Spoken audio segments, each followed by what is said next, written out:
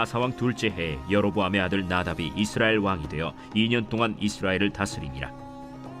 그가 여호와 보시기에 악을 행하되 그의 아버지의 길로 행하며 그가 이스라엘에게 범하게 한 그 죄 중에 행한지라. 이에 이사갈 족속 아히야의 아들 바사가 그를 모반하여 블레셋 사람에게 속한 기브돈에서 그를 죽였으니 이는 나답과 온 이스라엘이 기브돈을 애워싸고 있었음이더라.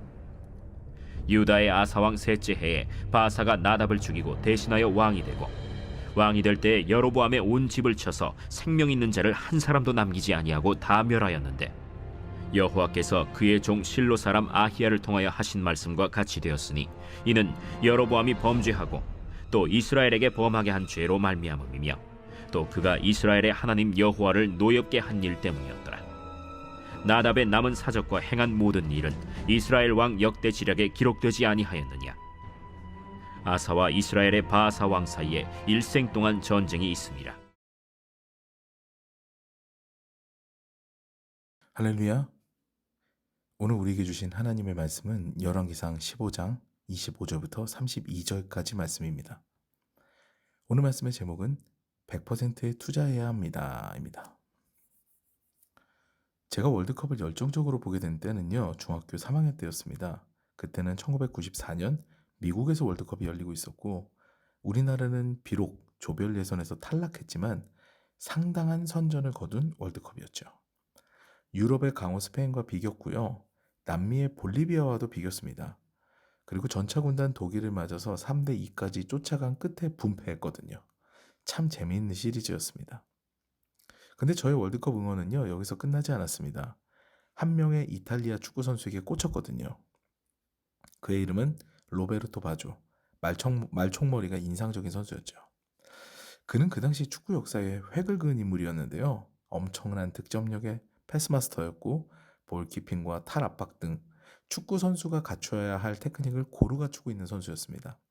그의 별명은요, 판타지스타였어요. 이것을 영어로 해석하면 환상적인 별이라고 칭하는 이도 있는데요. 사실 이 단어는 이탈리아어로 다재다능한 위대한 선수를 지칭하는 단어입니다. 너무 위대한 선수다라는 거죠. 더 놀라운 사실은요, 이 선수는 큰 부상의 이력이 있었고 키는 174cm에 불과했으며 다소 왜소한 몸을 가지고 있었다는 사실입니다. 그런데도 그의 플레이는 환상적이었죠.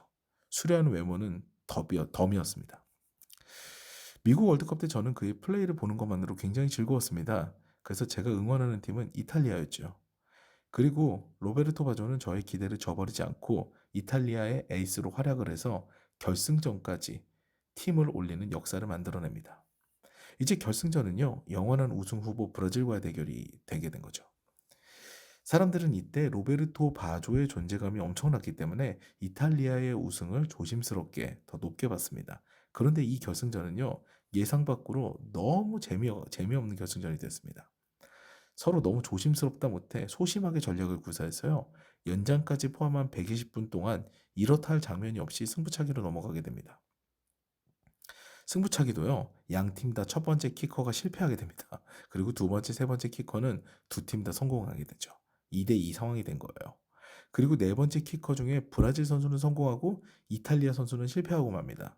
이제 3대2가 된 거죠. 그때 각각 한 명의 키커만을 남겨놓고 있었는데 이탈리아에서는 그 대회 최고의 선수인 로베르토 바조가 키커로 나섰습니다. 모두들 바조만큼은 성공하리라는 그런 믿음이 있었죠. 그런데요, 결과는 바조가 허공에다 공을 차면서 브라질의 우승으로 끝났습니다. 아무리 위대한 선수에게도 100%라는 것은 있을 수가 없는 것이었죠. 이같이 우리의 계획은요, 한계가 분명합니다. 수만 번 찼던 페널티킥, 그리고 선수로서 수많은 경험들과 기술을 습득한 바조였지만요, 그 역시 인간이었습니다. 그의 마지막 계획은 어그러졌고 그를 믿었던 많은 사람들은 실망하게 됐죠. 그러므로 우리는요, 한계가 분명한 우리의 계획과 우리의 생각을 믿는 것보다 100% 믿을 수 있는, 그리고 반드시 그 계획을 이루시는 하나님을 신뢰해야 되는 것이죠. 그것이 진정으로 지혜로운 사람이 됩니다.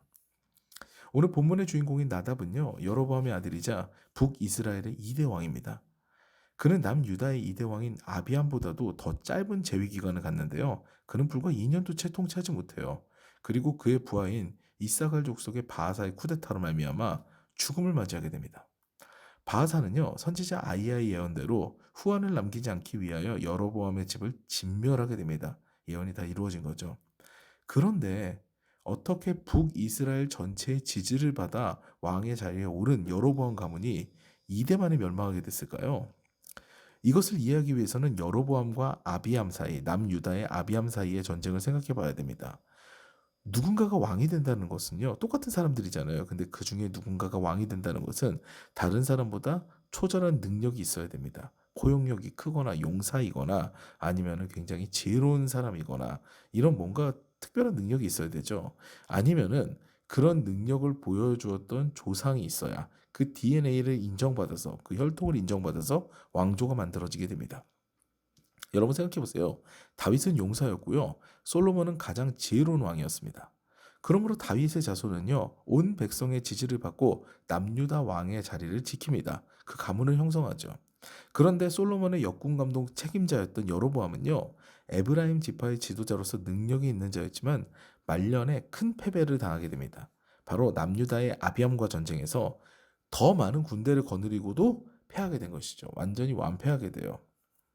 이 여로보암의 패배는요, 가뜩이나 확실하게 왕의 가문이 정해지지 않은 북이스라엘에서 그의 가문의 리더십을 추락하게 만드는 사건이었습니다. 우리가 인간적인 생각을 해본다면요, 이걸 만회해야 되겠죠. 그래서 그의 아들인 나답이 전쟁을 일으킨 겁니다.